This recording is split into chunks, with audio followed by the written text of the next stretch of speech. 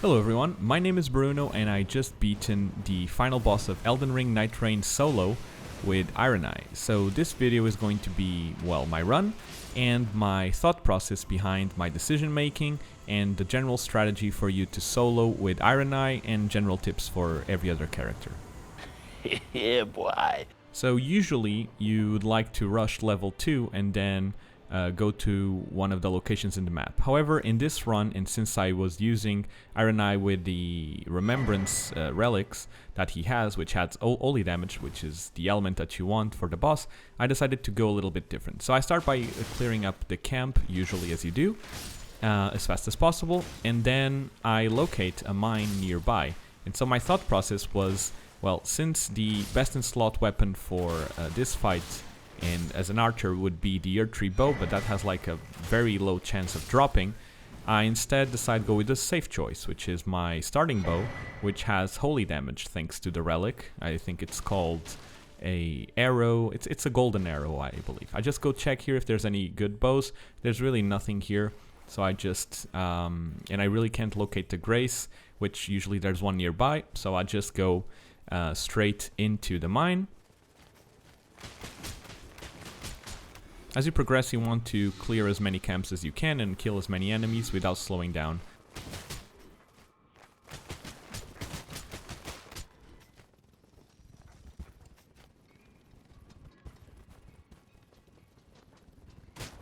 You want to just get it done as fast as possible so you can move on to other camps and bosses.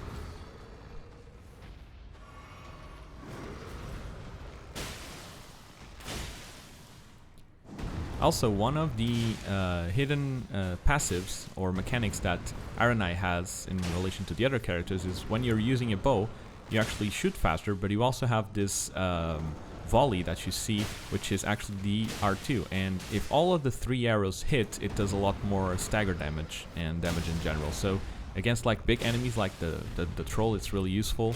So I just spam this R2 as much as I can. You can also use your ult, as you see there, and just go make sure you always have your mark applied for maximum damage. So as you can see, I just apply the mark over and over again. The mark essentially gives you a 10% buff to all the damage that is dealt to the enemy, and that includes your teammates as well. It's not relevant here because we're doing solo, but still it's always good to have, and then it can even pop if you do enough damage. And so you want to look out for these pops because they usually follow a poise break. It doesn't always happen, but the enemy staggers regardless if the mark breaks, so it's good either way. So now I go finally level up, and after this I get level 4, which is pretty good. And I locate this tree here because I've noticed in the beginning of the run that the churches are quite far. So I go take the tree to get to the churches as soon as possible. So essentially in day 1, you want to clear as many churches as you can and go level up as you progress. But you don't want to tackle day 2 bosses, which are called the great enemies, just yet, because even if you can, they'll take a long time to take down, and it's time that you lose, and time is very, very precious. It's one of the most important resources in Nightreign. That's why this game is so different from regular Elden Ring. So I see that the church is there, so I just descend, and you can actually descend. I've seen people having a lot of trouble using these trees. You can just click them once and then just drop your controller. It will take you to your destination. You will not fall. You can of course fall midway like I did, but in terms of traveling, you just need to just let it go and it shall take you to your destination. So the circle is closing, but we're getting as many resources as we can. We're getting a flask here, and I'm also checking for consumables. And that's another tip actually, and this is valid for every character. Just use consumables, and you can actually use the ones on the floor directly if your inventory is full by just pressing triangle plus up, or Y plus up if you're on Xbox.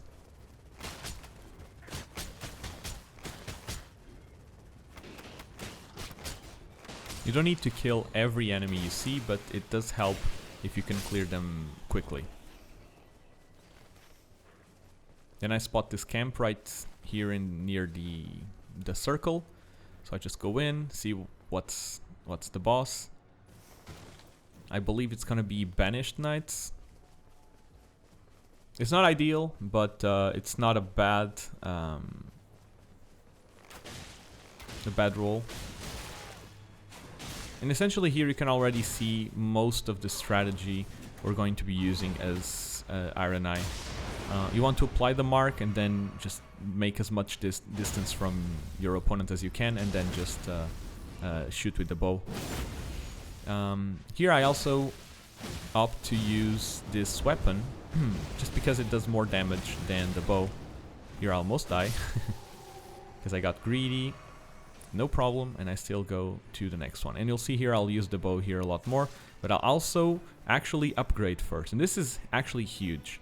If you do this route, if you go this route and go straight for the mines to get your weapon upgraded, then you want to upgrade the weapon as soon as possible, because you're going to be dealing a lot more damage and your clear time is going to be much lower. So it will allow you to farm more runes, farm more camps, and get more loot.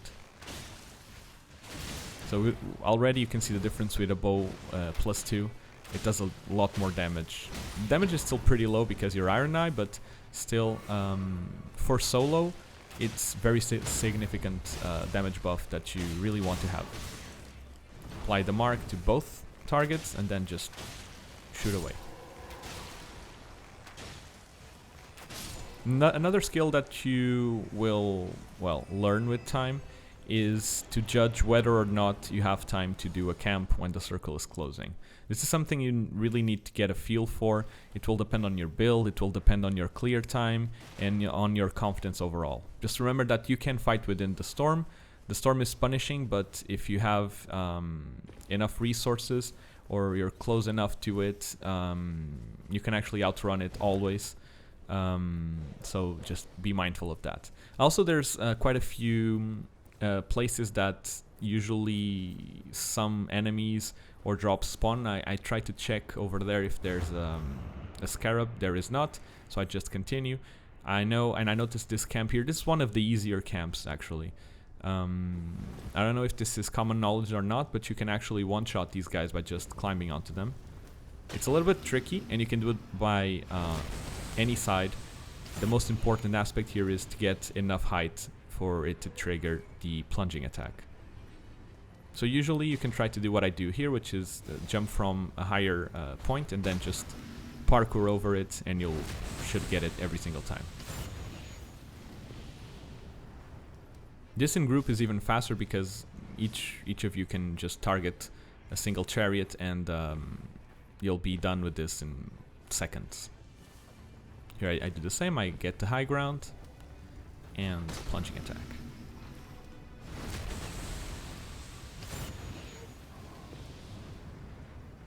Just be careful now. You want to grab the reward. I get blown up here, but it's okay. Just be careful of the fire guys. They will try to blow themselves up, and just get the reward really quickly and just get away. It's really not, unless you have like good AoE clear, which by the way Ironeye does not have, aside from its ult. It's really not worth to clear trash mobs that do not give many runes.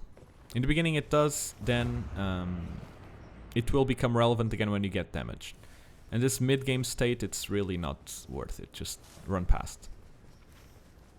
And now at level 6 we're getting to the second chapel, and we're starting to put our eyes onto the center of the map. In this specific map, which is the default map per se, we don't have any shifting earth events, so our main point of focus and of late game exploration is going to be in the castle, because the enemies there just give so many more runes than the rest of the mobs. So it's really worth to go there. I advise you go there either at the closing of day 1 or at day 2. It will depend on how confident and comfortable you are. And in the meantime, you can just gain levels by doing these small dungeons. Here, it's perfumers, and I know it's spats. Spats are kind of pesky, so I just opt to just ult them away, just to make sure that I don't get staggered or stun locked here, and just try to um, dispatch the perfumer quickly. Arguably, the second variation of this location with the pages are even worse because they're just so overtuned that they can one-shot you if they hit you with the crossbow. It's really tough.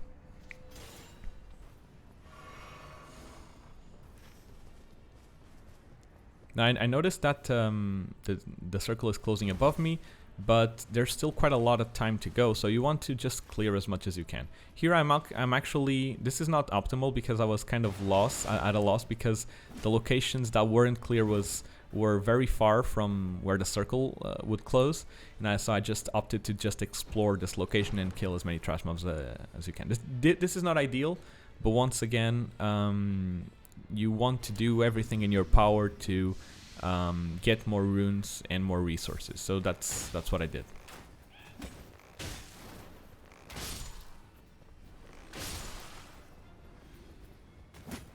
Kind of get stuck there, but it's fine. As you can see, sometimes the lock-on, especially on smaller targets, is very poor because weapons are not designed to be aimed that low. So if you experience troubles reviving your teammates when they're down, it's because of that lock-on feature. So sometimes, and depending on the weapon, it's useful for you to just unlock the camera and just try to aim it manually. I just find some mobs and I spot over there a red wolf, which is going to become relevant later. He's too close to the storm now, but is an easy boss that you can do in the start of day 2. So I remember that, and that's the first thing I'm going to do once this night is over.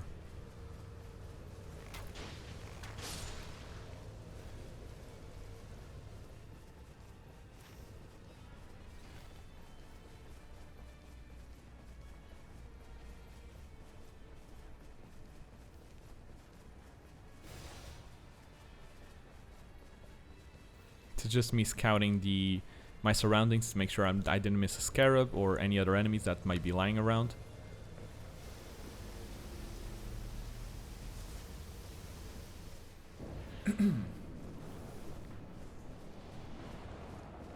So I see the crab, so I know already it's going to be the guy that applies death. I forget what his name is. It's going to show up in a bit. So this fight solo can be I mean, it's not hard. He has a very low health pool, especially in solo, but there's a lot of mobs, so you definitely want to save up your ult to just make a good clear as soon as they come in. So here I just use my poisoned Nagakiba, just dispatch of the crab. And now I use this preemptively because I thought there were no more enemies, but there actually were, so I'll just clear them first. But essentially, if you know where the boss is going to spawn and it's marked by that dark fog, you can actually put area of effect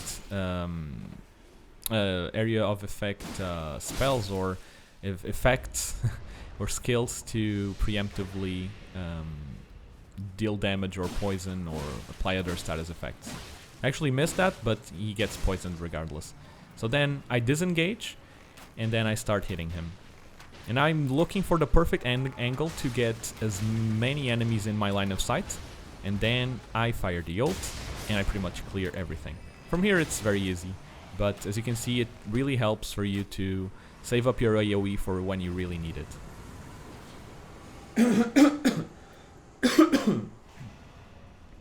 Sorry, I'm still recovering from a cold. So I go for improved dodging. Improved dodging is really, really, really good, and you should take it every single time over any other passive. It's one of the strongest passives in this game right now. Unless you're playing Guardian and you're not dodging. But even still, it's very useful. So, as I mentioned, I'm going back to the wolf. This wolf is actually pretty complicated as Ironeye because he tends to evade a lot of the arrows you throw at him. He tends to just jump all over the place. But if you stay like at mid-range, he will do, well, he won't do that. As you can see, he's just moving away, so I move closer to bait out his other attacks like this. And when he goes to close on you, you can just use your art, your dash, which has a lot of iframes, and that's going to be relevant later, especially in the last boss. And just reapply the mark and deal damage.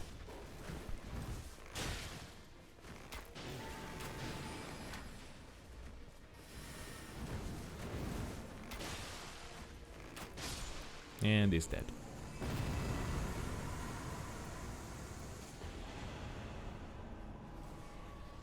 Here I take the physical damage percentage. Just clear these guys. And now I spot there a Knight Cavalry. It's unusual for bosses to spawn this close. This means that one of them is a great enemy and the other one is a regular enemy. So I believe that this one is the great enemy. But when they do, it's very useful for you to do both. Just make sure you don't aggro both, because then you'll be in for a big problem. Now I switch to Nagakiba because I know he's going to fall, and I want to riposte with the katana. So yeah, I want to do the crit with the katana. He gets poisoned, and I can even apply bleed. That's what I'm looking for. And in case you didn't know, these guys are backstabbable, so that's what I do here. Yeah. Then just finish him off.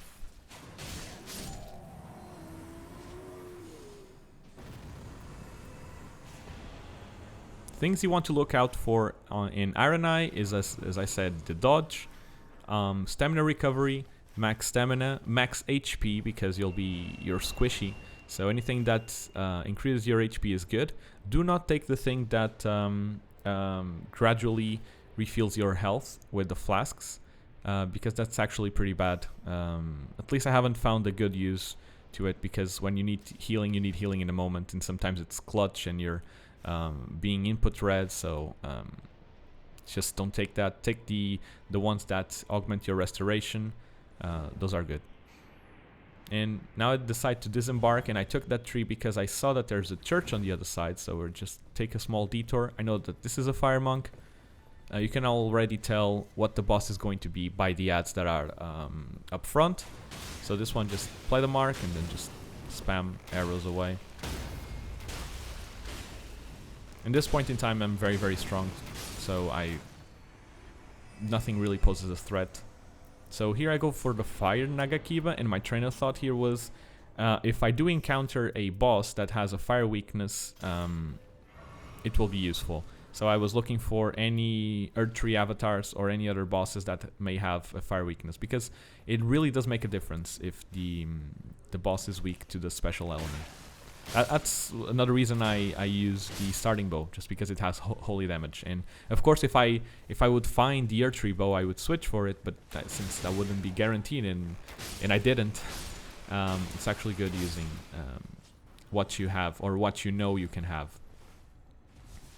So there I spot a scarab, and then I try to see what the boss is. I think I glimpse a bell-bearing hunter, but I really hope it wouldn't be. But then, upon closer inspection, it is a bell-bearing hunter. I still debate whether I should fight him or not, because essentially it's, especially in the castle, but just generally, these bell-bearing hunters have a just large health pool. They're not very hard per se. They hit very hard, but their moveset is not that special. They just have huge health pools. So just keep your distance and then just fire away. And when your art recharges, just go in or wait for him to get to you, and then just dash away and apply the mark. That's essentially what you want to do in terms of strategy. I have some close calls here just because I'm greedy, but oh yeah, and also he doesn't stagger with your ult, which is kind of ridiculous. And by that measure, with any ult, I think. At least, maybe Raider can stun him, but other than him, even Wilder's ult fully charged cannot stagger him, which is crazy.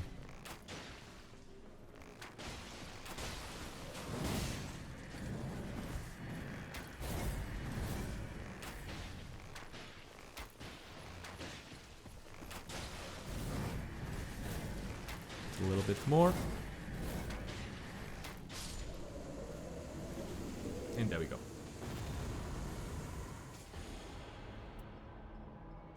So here I actually even consider taking the Visit Shield just because it's so good, but it's like I'm playing Ironeye, I'm not gonna use it. But it's a very rare drop that you should definitely use if you're playing Wilder or Raider, or even and Guardian, of course, because it's such a good shield. There's some more enemies along the way.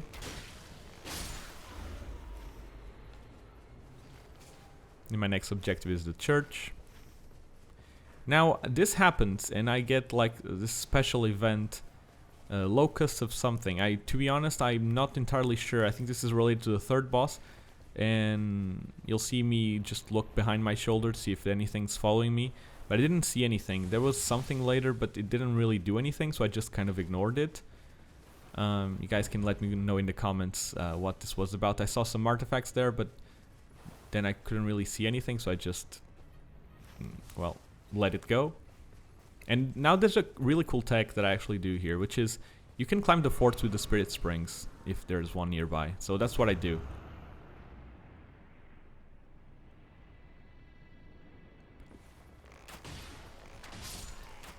So if the boss is not up here, then it can only be a version of Abductor. So, and in that sense, oh, then there's the thing. But then I tried to target it, but then it just went away. So it never came back after this. So I really don't know what that was about. I'm pretty sure it is related to a boss, but I'm not sure what it does exactly. So now here I just use the ult to just clear out everyone.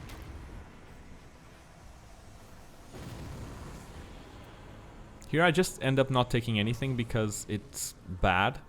I don't need another bow. You should only take bows or weapons that boost your main weapon's damage. So for instance, if I found a bow with the passive, there's a specific passive which states that it increases your ranged weapon damage. Those you want to take. But since it wasn't the case, well, I didn't take it. That's the only bows that are useful are the ones both with status effects or with the specific damage that you're looking for, or with those passives. Also, please do not use the bigger bows, the great bows. I think it's what they're called, because they scale with strength, so you'll end up dealing very little damage, and they're very slow. You can leave great bows for Wilder or Guardian or Raider. So now, what I do in the castle, I check a few boxes. I look up to see if there's trolls. If there's not, then I go. It can either be Banished Knights or Crucible Knights. Crucible Knights are the better ones, but for Ironeye specifically, Banished Knights are very good because they can't block, and blocking is a problem if you're ranged. So this is actually the perfect scenario for me. So you just want to farm these guys. These guys give an insane amount of runes. And essentially what I do for the remainder of day 2 is just farm as many mobs I can inside the castle. And that includes going to the boss as well. Also, here I do something which is interesting, because sometimes these knights can follow you and jump across some gaps or climb some ledges, but not this one. So you can actually just stay on the other side and deal free damage. And I'll do the same. Right now I'll aggro the boss because there's a lion here, and then I just go back, and then I can just shoot him down from a distance without need to worry.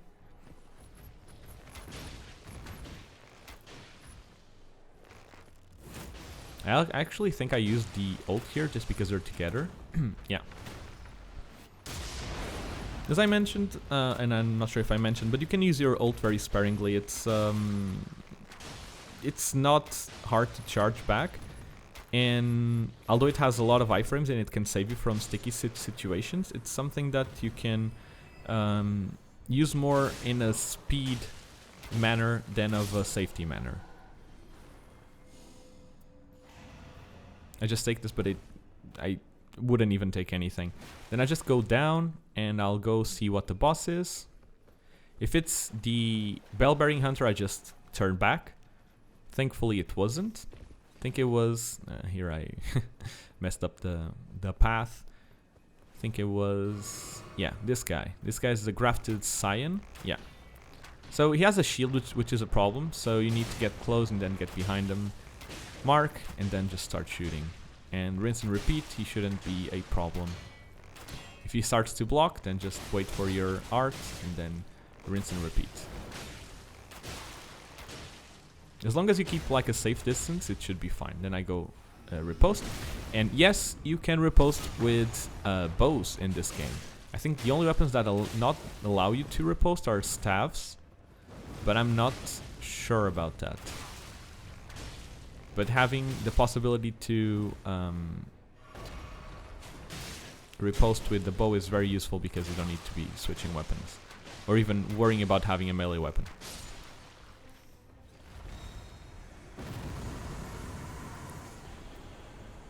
End up going for the last one. This is an okay skill. It's very niche in the sense that playing as Ironeye, it only triggers when you're drinking a flask. Because even if when you're walking and shooting, the game doesn't count that as walking, so it doesn't trigger, which I think is kind of stupid. Then I go for Spell Drake Talisman, just because the other ones aren't really useful, and the boss can deal magic damage. In fact, the boss can deal any type of damage. That's one of his gimmicks, is that he can cycle through the elements.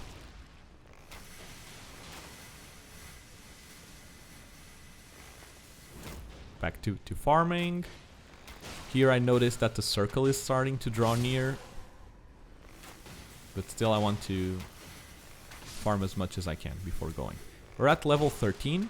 Ideally, you could get to level 15, but my path, my day 1 path was a bit scuffed, as you see, as you've seen, because I had some moments where I didn't really know where to go, and I lost some time there.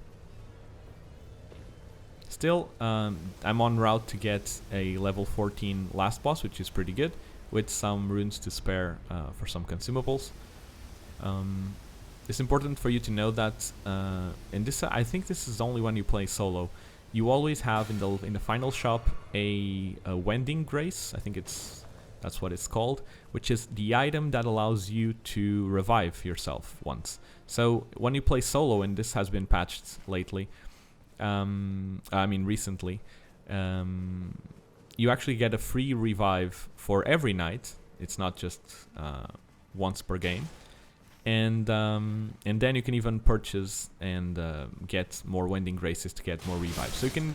I've gotten runs where I had 3 revives on me. On this one, I'll get 2, which is this one, the default one, and the Wending Grace that I purchased on the final merchant. But you can even get more if you have the space. Just pay attention that they do take up inventory slots. So I go for the Pearl Drake Talisman just because it's it doesn't negate as much damage, but it negates for every element, not just magic. So it's and this ended up being the correct choice because I think the boss went for sleep or other attributes. I'm not sure. And sleep is magic damage, I believe. So I see these guys, the Omens. So I already know it's going to be Morgoth or Margit. The Fell Omen. It's going to be the Fell Omen, which is actually one of the harder bosses for Ironeye because he's very mobile and he has a lot of range with some of the attacks. But with like the proper spacing and well, a bit of knowledge of the moveset, you can make this work.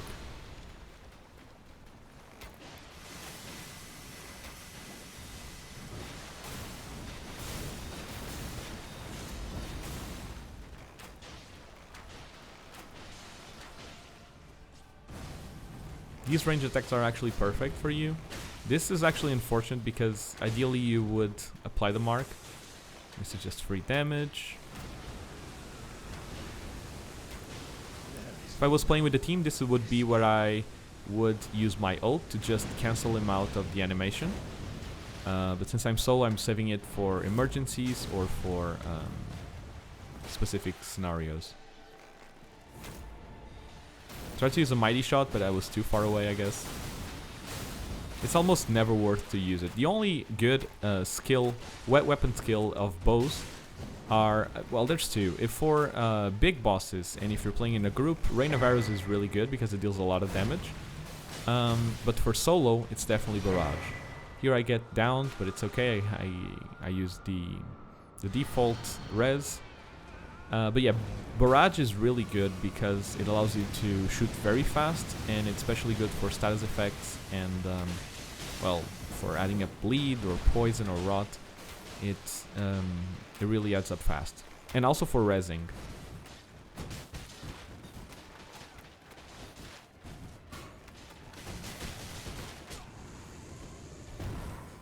So over here I go for stamina recovery, of course. You want everything to do with stamina recovery. And now we're ready for the final boss. And as you can see, I don't really have any good weapons or any good setup. I have a purple weapon, which is my starting weapon that I upgraded, and nothing else. And really you don't need to. You just need to focus on one or maybe two specific weapons depending on your character, and you should be fine.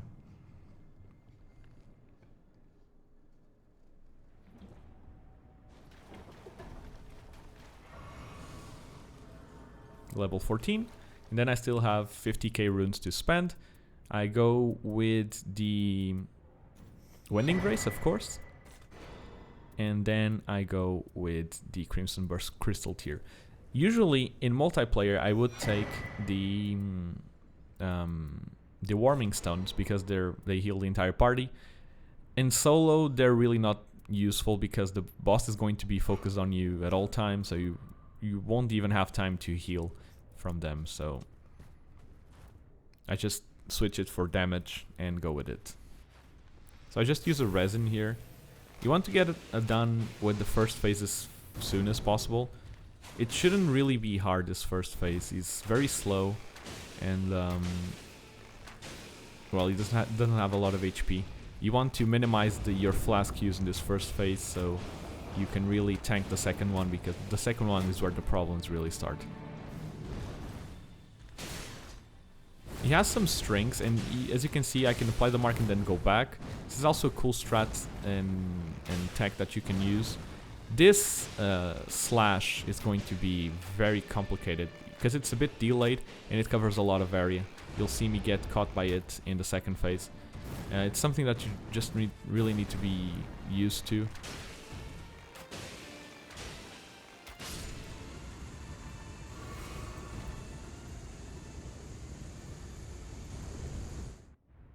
Here I use another resin and I drink the Crimson Burst Crystal tier preemptively because I know I'm going to get damaged. He always opens up with this one. It's not hard to dodge, you just need to look for his weapon movements. And then he does the same combos here. And if you have enough distance, you can actually make him whiff and then punish him. After he screams, he always goes into the combo, and there we see this is the problem because it's really delayed compared to the other one. Now he goes into a Moonlight Great Sword combo. The last one is a little more delayed, so just look out for that. I pop the mark and just keep shooting. And as you can see, like, my health is slowly regenerating because of the crystal tier, so it's good investment using it right off the bat. Now he goes onto this second phase or third phase where you can actually just wait for him to crash down and then dodge. Okay, so here I use my weapon art to dodge the follow-up, because when he crashes down, if you're far enough, it will not hit you, but then the aftershock will, so that's where you want to dodge. Now he applies this, and he has these aftershocks of the element, and he's debuffed because of the holy damage, and as you can see, he will get slower and weaker because of that, and he'll also take more damage. Here, since I'm low, I'll just try to knock him out just to have some space to heal, so that's where you want to use your ults. And now I stagger him and I go and riposte.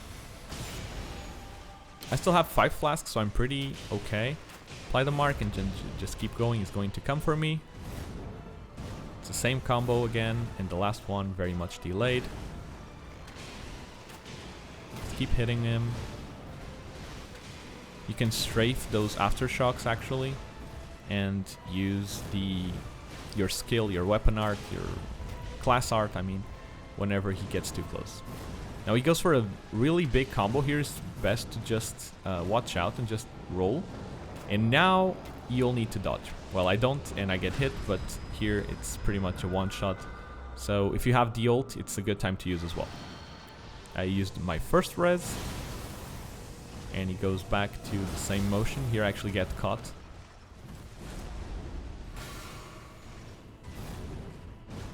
And with 4 flasks, he's already done. And bababooey. There we go. Just make a nice pose, and that's a GG. So yeah, I hope you enjoyed the video, guys. Don't forget to give it a like, comment below what's your main.